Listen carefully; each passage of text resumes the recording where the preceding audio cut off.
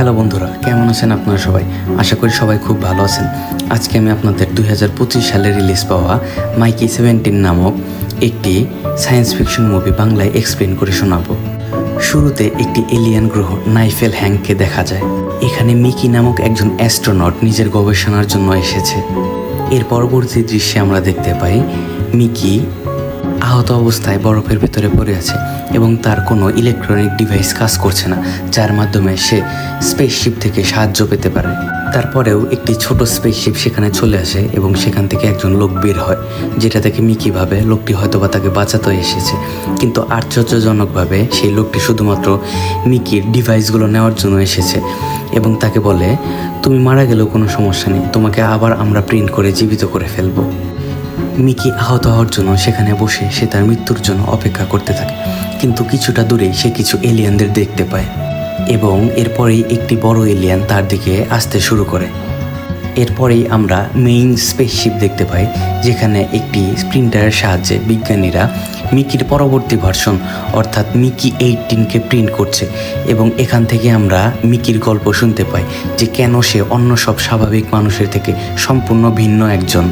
সে বলতে থাকে, আমি কখনোই পুরোপুরি মারা যাই না, আমি যখনই মারা যাই তখনই এই শিপের বিজ্ঞানীরা আমার নতুন একটি ভার্সন এই প্রিন্টার দিয়ে প্রিন্ট করে ফেলে, আর আমার পূর্বের সব ডেটাগুলো এবং মৃত্যুর কারণও একটি যন্ত্রের ভিতরে রেকর্ড করা থাকে, যেই যন্ত্র থেকে পরবর্তীতে আমার মাথার ভিতরে সেই তথ্যগুলো দেওয়া হয়। মানে এই ভার্সনের মিকিও জানবে তার আগের ভার্সনের মিকি কিভাবে মারা গিয়েছিল এবং মিকিকে সব বিজ্ঞানীরা একটি টেস্টিং ডিভাইস হিসেবেই আসলে ব্যবহার করে, যার জন্য তারা একবার তাকে স্পেসশিপের বাইরে নিয়ে গিয়ে তার হাত কেটে ফেলে এবং একটি গাড়ির ভিতরে বসিয়েও সেটির নিরাপত্তা চেক করে। না, মিকি মারা গেলেও তো সে আবার জীবিত হবে, যার জন্য তার উপর দিয়েই সকল ঝুঁকিপূর্ণ কাজগুলো করানো হয়। কিন্তু এই ধরনের মানুষ প্রিন্টিংয়ের কাজ পৃথিবীতে নিষিদ্ধ হলেও মহাকাশে এই কাজটি এখনও করে যাচ্ছে। কিন্তু মিকি কেন তার নিজের উপরে এমন কষ্টসাধ্য কাজ করাতে রাজি হয়েছিল? মিকি তার অতীত নিয়ে ভাবতে শুরু করে এবং সে মনে করতে থাকে পৃথিবীতে যখন টাকার অভাব চলছিল তখন সে একজন গ্যাংস্টারের কাছ থেকে টাকা ধার নিয়ে একটি বড় রেস্টুরেন্ট দেয়, কিন্তু তার রেস্টুরেন্টটি ভালো চলছিল না, যার জন্য সে সেই গ্যাংস্টারের টাকাগুলো ফেরত দিতেও ব্যর্থ হচ্ছিল। এবং গ্যাংস্টার এসে মিকিকে বলে, তুমি যদি স্পেস মিশনের এই টেস্টিং ডিভাইস হিসেবে নিজেকে অংশগ্রহণ না করাও তাহলে তোমার পুরো পরিবারকে মেরে ফেলবো। এবং নিজের পরিবারকে বাঁচানোর জন্য মিকি এই ভয়ঙ্কর কাজ করতেও রাজি হয়ে যায়। এরপর মিকি সেই সাইন পেপারটিতে সাইন করে, যার জন্য সে সেই কোম্পানির অধীনে চলে যায় এবং একজন শ্রমিক তাকে সব কিছু বুঝিয়ে দিচ্ছিল কিভাবে তার মৃত্যু হলে তার শরীরকে এই মেশিন দিয়ে প্রিন্ট করা হবে এবং বাকি আরও যাবতীয় জিনিসগুলো। যেমন সে পরবর্তীতে মারা যাওয়ার পরেও তার অবচেতন মন এই যন্ত্রের মাধ্যমে আবার তার নতুন শরীরে প্রতিস্থাপন করানো হবে, যার জন্য মিকির আসলে কখনোই মৃত্যু ঘটবে না। এরপরেই মিকি স্পেস মিশনের জন্য বিজ্ঞানীদের সাথে স্পেসশিপ নিয়ে বেরিয়ে পড়ে। এই স্পেস মিশনের লিডার হচ্ছে মিস্টার মার্শাল নামে এক ব্যক্তি। সে সবার উদ্দেশ্যে এই ভাষণ দেয় যে তাদের স্পেসশিপ খুব শীঘ্রই সেই গ্রহের কাছে পৌঁছে যাবে, যেখানে আবারও নতুন করে মানুষের বসতি করা যেতে পারে এবং সেখানে গিয়ে তার লোকজনদের ভালোভাবে গবেষণা করতে হবে যেন পৃথিবীর মানুষেরা সেখানে গিয়ে সঠিকভাবে বাঁচতে পারে। এই মিশনে যে মানুষগুলো গিয়েছিল তাদের জন্য পর্যাপ্ত পরিমাণে খাবার মজুদ আছে, কিন্তু কোনো সদস্য অন্য সদস্যর সাথে ঘনিষ্ঠ হতে পারবে না, কারণ এর ফলে যদি জনসংখ্যা বেড়ে যায় তাহলে তাদের খাবারের সংকট হতে পারে। তাই কোনো রিস্ক নেওয়া যাবে না, কেননা তাদের কাছে সীমিত খাবারই অবশিষ্ট আছে। বাকি ক্রুদের সাথে মিকিও সব কিছু শুনছে। নাসা নামের একটি মেয়ের সাথে সেখানে তার পরিচয় হয় এবং মিকি নাসার সাথে প্রেমে পড়ে যায় এবং তারা নিয়ম ভেঙে অন্তরঙ্গ হতে শুরু করে এবং তারা একসাথে অনেক সুন্দর সময় পালন করতে থাকে। নাসা জানতো এই মিকি মারা গেলেও পরবর্তী মিকিতে তার সব স্মৃতি থাকবে, যার জন্য সে তাকে সবসময় ভালোবাসতে পারবে। এরপরে কাই নামে আরও একটি মেয়ে মিকিকে প্রপোজ করে, কিন্তু নাসা মিকিকে কারোর সাথে শেয়ার করতে রাজি নয়। এরপর কিছু বছর চলে যাওয়ার পরে সেই স্পেসশিপটি মিকিকে নিয়ে সেই নতুন গ্রহে পৌঁছে যায়। গ্রহটি ছিল বরফে পরিপূর্ণ। মিকি যেহেতু একজন টেস্টিং মানুষ বা টেস্টিং সাবজেক্ট, তাই সেখানকার বাতাস পরীক্ষা করার জন্য মিকিকে হেলমেট খুলে নিঃশ্বাস নিতে বলা হয়। কিন্তু এখানকার বাতাসে এমনই এক ভাইরাস ছিল যার জন্য মানুষের মৃত্যু হয়ে যায়। এবং মিকির 12 নম্বর ভার্সনের পর থেকে 16 নম্বর ভার্সন পর্যন্ত সবাই শুধুমাত্র এই ভাইরাসের চিকিৎসার কাজেই মারা যায়। আসলে মিকির বিভিন্ন ভার্সনের উপর তারা নতুন নতুন অ্যান্টিডিউট দিয়ে পরীক্ষা করত যে মানুষ আসলে এখানে বাঁচতে পারবে কিনা, এবং অবশেষে মিকি 17 নামক ক্লোনের উপরে তারা সেই পরীক্ষাটি করতে সফল হয় এবং মিকি সঠিকভাবে মৃত্যু ছাড়াই সেখানে নিঃশ্বাস নিতে পারে।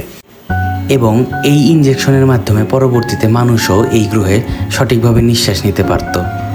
এরপর মিকি 17-এর সাথে বাকি ক্রু মেম্বাররা মিলে সেই বরফের দেশে গবেষণা করতে শুরু করে এবং একদিন তারা এই গ্রহের এলিয়েনদেরকে দেখতে পায়, যাদেরকে ক্রিপার বলা হয় এবং এদের দেখতে অনেক ভয়ঙ্কর ছিল। তারা আক্রমণ না করে বসে, যার জন্য সবাই ভয় পেয়ে যায় এবং গুলি চালাতে থাকে। গুলি চালানোর ফলে বরফের একটি আস্তর ফেটে একজনের উপর পড়ে যায় এবং সেই ক্রু মেম্বারটি মারা যায়। এই খবর শুনে মেইন স্পেসশিপে থাকা সেই দলনেতাটি খুব রেগে যায়, কারণ মিকির মতো একজন টেস্টিং সাবজেক্ট থাকতে কিভাবে একজন সাধারণ মানুষ মারা যায়। কেননা নিয়ম ছিল সকল রিস্কি কাজ মিকিকেই করতে হবে। এর জন্য মার্শাল মানে সেই দলনেতা মিকিকে শাস্তি দেয় এবং তার খাবারের পরিমাণ অর্ধেক করে দেয় এবং তারা মিকিকে পাঠায় সেই এলিয়েনদের ডিএনএ স্যাম্পল আনার জন্য। এবং মিকি যখন এগুলো করছিল তখন হঠাৎ করে বরফের চাদর ফেটে মিকি নিচে পড়ে যায় এবং এই সিনটি আমরা গল্পের শুরুতেই দেখতে পেয়েছিলাম এবং সেই আগের দৃশ্য থেকে সব কিছু দেখানো হয়। এখানে এলিয়েনগুলো মিকিকে মারতে আসেনি, তাকে আসলে সাহায্য করতে এসেছিল এবং সব এলিয়েনগুলো মিলে মিকিকে সেই গুহা থেকে বাইরে বের করে আনে, যেটা আহত মিকির পক্ষে কখনোই সম্ভব ছিল না। এলিয়ানগুলো মিকিকে শিপে ওঠার জন্য বাইরে ছেড়ে যায়। এটা দেখে আমরা বুঝতে পারি এলিয়ানগুলোরও উন্নত চিন্তাভাবনা আছে। মিকি এবার শিপে যাওয়ার জন্য তাদের কোম্পানিরই একটি গাড়ি দেখতে পায় এবং সে দৌড়ে সেই গাড়ির সাহায্যে সেই মেইন শিপে ফেরত আসে এবং সে হাত মুখ ধুয়ে ফ্রেশ হয়ে যখন ঘুমাতে যাবে তখনই সে অবাক হয়ে যায়, কারণ বিজ্ঞানীরা ভেবেছিল মিকি মারা গিয়েছে এবং অলরেডি তার আরও একটি ভার্সন প্রিন্ট করা হয়ে গিয়েছে।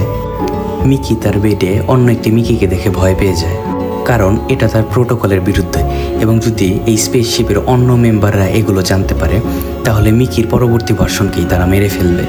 মিকি 17 চিৎকার করে ভয়ে বাইরে পালিয়ে যেতে থাকে, কিন্তু মিকি 18 তাকে আঘাত করে অজ্ঞান করে ফেলে। কেননা বাইরের কেউ যদি এই দুইটি মিকির ঘটনা জানতে পারে তাহলে এই মিকি 18কেই মরতে হবে। এখানে প্রোটোকলের নিয়ম অনুযায়ী একই সময়ে একই মানুষের দুটি ভার্সন থাকতে পারবে না। কিন্তু এটা শুরু হয়েছিল কিভাবে? এটা অনেক বছর আগে পৃথিবীতেই শুরু হয়েছিল, যখন স্টিভ নামের একজন বিজ্ঞানী পৃথিবীতে এমন একটি যন্ত্র আবিষ্কার করে যেটির মাধ্যমে একই মানুষের অনেকগুলো ভার্সন তৈরি করা যেত এবং তাদের সব কিছু রিয়াল হবে, তাদের স্মৃতি থেকে শুরু করে সব কিছুই একই হবে। প্রথমে পৃথিবীর সবাই স্টিভের এই উদ্ভাবনের প্রচণ্ড প্রশংসা করতে থাকে, কিন্তু হঠাৎ করে একদিন FBI সেই বিজ্ঞানীর বাড়িতে গিয়ে দেখতে পায় সেই বিজ্ঞানীর অলরেডি 3টি ক্লোন আছে এবং এই ক্লোনগুলো সে তার শত্রুদের মারার জন্য ব্যবহার করত। স্টিভ নামক বিজ্ঞানীকে থানায় নিয়ে জিজ্ঞাসা করে জানা যায় তার আরও অনেকগুলো ভার্সনকে সে অন্য কোথাও পাঠিয়ে দিয়েছে।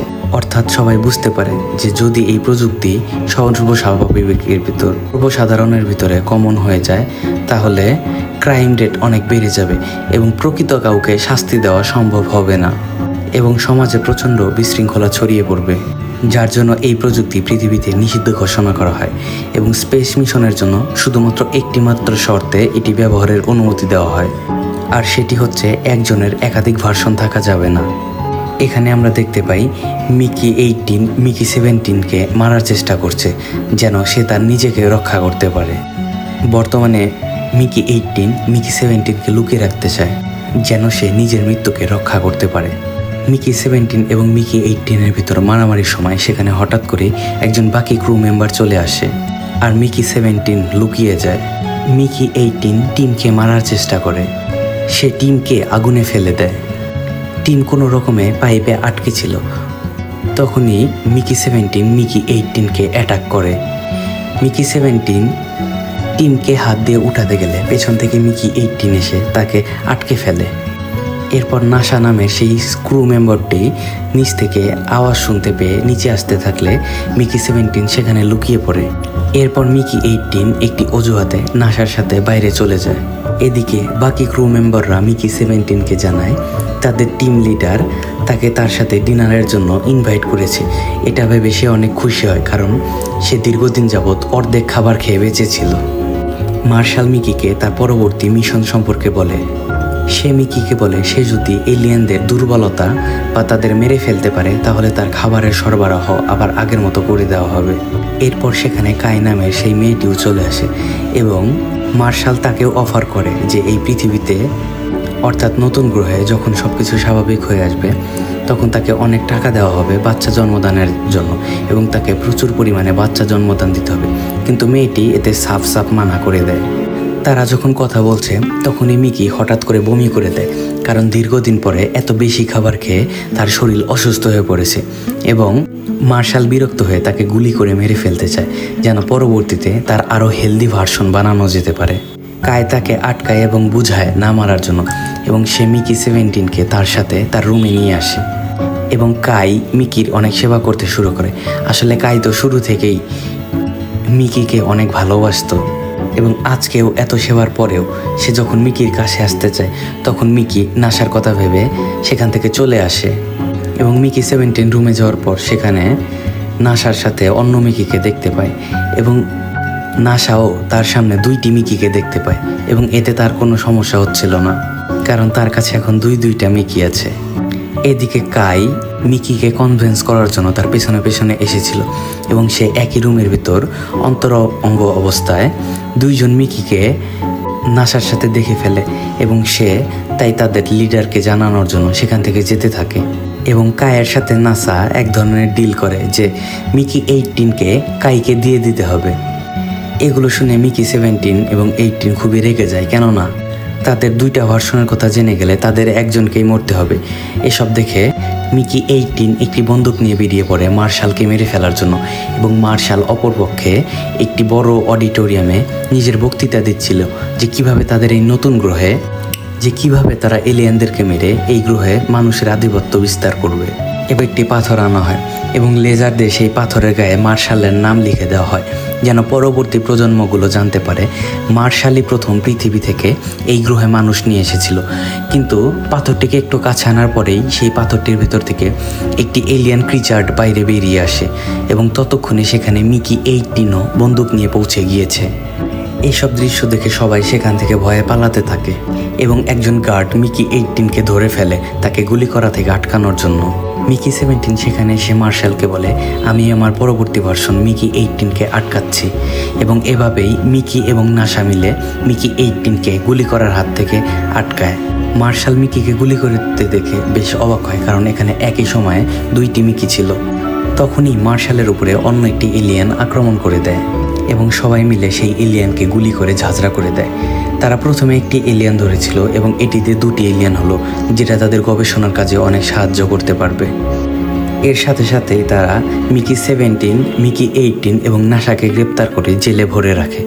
মিকি 17 সবাইকে জানায় যে এই এলিয়েনগুলোকে মারার প্ল্যান বাতিল করতে হবে, কেননা এই এলিয়েনগুলোর উন্নত চিন্তাভাবনা আছে এবং এরা খুব ভালো মনের, কেননা তারা মিকি 17কে বিপদ থেকে রক্ষা করেছিল। কিন্তু মার্শাল এগুলোতে কোনো তোয়াক্কাই করে না। এরপর তাদের 3জনকে মার্শালের সামনে নিয়ে যাওয়া হয় এবং সেখানে একজন কমান্ডার জানায় তারা যে ছোট এলিয়েনটিকে ধরেছে সেটি ক্রমাগত কান্না করে যাচ্ছে এবং এই এলিয়েনটি যখন শিপের ভেতরে এসেছিল তখন বাইরেও অনেক এলিয়েন অপেক্ষা করছিল। কিন্তু এতে মার্শাল এবং তার স্ত্রীর কোনো দয়ামায়া হয় না এবং মার্শালের স্ত্রী সেটির লেজ কেটে এক ধরনের সস তৈরি করে। এরপর মার্শাল একটি গরম রডের সাহায্যে মিকি 18-এর মুখে চিহ্ন করে দেয়, যেন তারা মিকি 17 এবং 18কে আলাদা করে চিনতে পারে। এরপর তাদের সামনেই তাদের মূল মেমোরিটি রিসেট করে দেওয়া হয়, যেন পরবর্তীতে মিকির আর কোনো ভার্সন তৈরি করা যেতে না পারে, কেননা মিকির একটি ভার্সন তাদের দলনেতাকে মারার চেষ্টা করেছিল এবং এই ঘটনা পরবর্তী ভার্সনগুলো যখন জানবে তখনও তারা তাকে মারার চেষ্টা করতে পারে। এবং এর মানে এই 2টি মিকি শেষ মিকি, এদের আর প্রিন্ট করা যাবে না এবং এই 2টি মিকির কেউ যদি এখন মারা যায় তাহলে তাদের আর ফেরতও আনা যাবে না এবং এই 2জন মিকির ভিতর একজনকেই বেঁচে থাকতে হবে এবং অপরজনকে মরতে হবে। এখনও হত্যা করেননি, কারণ ভবিষ্যতে এলিয়েনদের সাথে মানুষদের যুদ্ধ লাগার সম্ভাবনা আছে, তাই সে তাদের থেকে একজনকে বেঁচে থাকার সুযোগ দেবে যদি তারা তাদের কাজ সফলভাবে করতে পারে। নাসা তাদেরকে বোঝাতে চেষ্টা করে যে এলিয়েনেরা বুদ্ধিমান প্রাণী এবং তাদেরও চেতনা আছে, তাই তাদের সাথে যুদ্ধ করাটা উচিত হবে না। এরপর একজন বিজ্ঞানী এসে বলে সে এমন একটি ডিভাইস বানিয়েছে যেটা দিয়ে সে এলিয়েনদের সাথে যোগাযোগ করতে পারবে, কিন্তু মার্শাল সবাইকে মেরে গ্রহটা দখল করতে চায়। নাসা মার্শালকে বলে তারা যদি ছোট এলিয়েনটিকে মেরে ফেলে তাহলে বাইরে থাকা এলিয়েনরা তাদের উপর আক্রমণ করবে। তখনই মার্শাল সেই ছোট্ট এলিয়েনটিকে আগুনে ফেলে মেরে ফেলতে চায়, কিন্তু নাসা তার মুখ দিয়ে সেই এলিয়েনটির দড়ি ধরে তাকে বাঁচাতে চাইছে। এদিকে একজন ক্রু মেম্বার সব কিছু ভিডিও করছিল যে মার্শাল কিভাবে কোনো প্রাণীর জীবনের মূল্যর তোয়াক্কা করে না। এরপর মার্শালের নির্দেশে বাইরে একটি বিষাক্ত গ্যাস ছাড়া হবে, যার ফলে বাইরে থাকা সকল এলিয়েনরাই মারা যাবে। এবং এটাকে আরও ইন্টারেস্টিং করার জন্য তারা দুইজন মিকিকে একটি টার্গেট দেয় এবং এই দুইজন মিকির ভিতর বাইরে থেকে যারা 1000 এলিয়েনকে মেরে সবার আগে লেজ নিয়ে এই স্পেসশিপে ব্যাক করতে পারবে তাকেই মার্শাল বাঁচার সুযোগ করে দেবে। এরপর দুইজন মিকিকে বাইরে পাঠানো হয় এবং পিছন থেকে একজন বিজ্ঞানী এসে মিকিকে সেই ট্রান্সলেটরটি দেয় যেটি দিয়ে সে এলিয়েনের সাথে যোগাযোগ করতে পারবে। এরপর দুইজন মিকি মিলে অনেকগুলো এলিয়েনের ভিতরে দিয়ে সেই এলিয়েনদের সর্দারের কাছে পৌঁছায় এবং সে তার ট্রান্সলেটরের মাধ্যমে তাকে ধন্যবাদ জানায়, কেননা একসময় তারা তার জীবন বাঁচিয়েছিল। এরপর মিকি 70 আরও জানিয়ে দেয় যে সবাইকে নিয়ে এখান থেকে চলে যাওয়ার জন্য, কেননা মার্শাল এক ধরনের বিষাক্ত গ্যাস ছেড়ে দেবে যার জন্য তাদের মৃত্যু হবে। এই এলিয়েনদের সর্দারটি খুবই রেগেছিল, কেননা তারা তাদের একজন বাচ্চাকে হত্যা করেছে এবং আরও একজনকে কিডন্যাপ করে রেখেছে এবং সে মিকিদেরকে শর্ত দেয় যে তারা যদি তাদের পরবর্তী সেই বাচ্চাটিকে ফেরত না দেয় তাহলে তারা সব মানুষদেরকেই মেরে ফেলবে। এবং এটা প্রমাণ দেখানোর জন্য সেই এলিয়েনের সর্দার একটা সংকেত দেওয়ার সাথে সাথে বাকি এলিয়েনগুলো খুবই হাই ফ্রিকোয়েন্সির শব্দ তৈরি করে, যেগুলো থেকে মানুষদের বাঁচা অসম্ভব। এবং এটার মাধ্যমে মিকিরা বুঝতে পারে যে এলিয়েনগুলো যদি চাইতো তাহলে শুরুতেই এই মানুষগুলোকে তারা মেরে ফেলতে পারত। এবং মিকিরা বুঝতে পারে মানুষ এই এলিয়েনদের সাথে কখনোই পারবে না।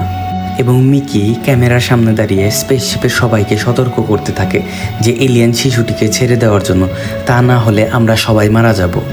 কিন্তু মার্শালের সহযোগী তার কাছে এসে বলে তাকে বাইরে গিয়ে আসলে ওই এলিয়েনদের সাথে কথা বলতে হবে, কারণ সেই তাদের লিডার, মিকি নয়। সেই এলিয়েনটি শর্ত দেয় মানুষেরা যেহেতু তাদের একটি বাচ্চাকে মেরে ফেলেছে তাই দুই মিকির ভেতর থেকে যে কোনো একজন মিকিকে মরতে হবে। এবং স্পেসশিপের ভেতরে নাসা মার্শালের স্ত্রীর উপর আক্রমণ করে এবং সৈনিকদের বোঝাতে থাকে যে ওই বাচ্চাটিকে মুক্তি করে দিতে, তা না হলে এলিয়েনগুলো একজন মানুষকেও বাঁচতে দেবে না। এবং বাকি ক্রু মেম্বারগুলো মার্শালের স্ত্রীকে গ্রেপ্তার করে এবং সেই বাচ্চাটিকে নাসার কাছে দিয়ে দেয় যেন সে তাকে বাঁচাতে পারে। এদিকে এলিয়েনগুলো খুব রেগে গিয়েছে, কারণ মানুষেরা এখনও তাদের বাচ্চাদেরকে ছাড়েনি। এবং এত মারামারির ভিতরেও নাসা এসে বাচ্চাটিকে তাদের হাতে তুলে দেয়। এরপর এলিয়েনদের লিডার সবাইকে শান্ত করার সিগন্যাল দেয়। তখন মিকি 18 রাগের মাথায় মার্শালের উপরে অ্যাটাক করে এবং বাকি ক্রুদের জন্য নিজের গায়ে থাকা বোমটি ব্লাস্ট করে দেয়, যার ফলে মিকি 18 এবং মার্শাল দুজনেই মারা যায় এবং এর মাধ্যমে এলিয়েনদের ডিমান্ডও পূরণ হয়ে যায়। মার্শালের মৃত্যুর পর 6 মাস পেরিয়ে যায় এবং মানুষেরা এলিয়েনদের কাছ থেকে সাহায্য চায় যেন তারা এই পৃথিবীতে ভালোভাবে বাঁচতে পারে। এবং এলিয়েনরাও তাদের এই শর্ত মেনে নেয়, কিন্তু এলিয়েনরা বলে পরবর্তীতে মানুষেরা যেন এলিয়েনদের কোনো ক্ষতি করতে না আসে। এবং সব কিছু স্বাভাবিক হয়ে যাওয়ার জন্য এবং মার্শালের মৃত্যুর জন্য মিকি 70 শেষ মিকি হয়ে বেঁচে থাকে এবং মানুষজন তাদের নতুন বাড়ি পেয়ে গিয়েছে এই গ্রহে। এবং এভাবেই হ্যাপি এন্ডিংয়ের সাথে এই মুভিটি এখানেই শেষ হয়।